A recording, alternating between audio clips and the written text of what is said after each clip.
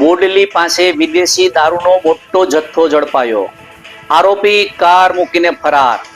નમસ્કાર, સહજ ન્યૂઝ સાથે હું છું ગોપાલ ભેસાણીયા.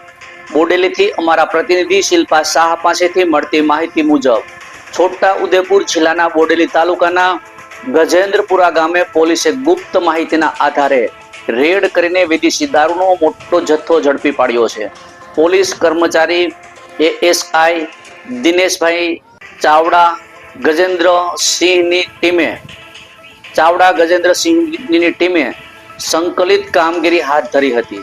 મળતી માહિતી મુજબ સ્થળ પરથી અંદાજે ₹7 લાખ જેટલો વિદેશી દારૂનો મુદ્દા માલ કબજે કરવામાં આવ્યો હતો.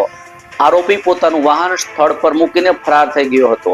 બોડેલી પોલીસ દ્વારા ઘટનાને લઈને વધુ તપાસ હાથ ધરાઈ છે. આરોપીની શોધખોળ તીવ્ર બનાવવામાં આવી છે. રિપોર્ટર શિલ્પા શાહ, સહજ ન્યૂઝ, બોડેલી.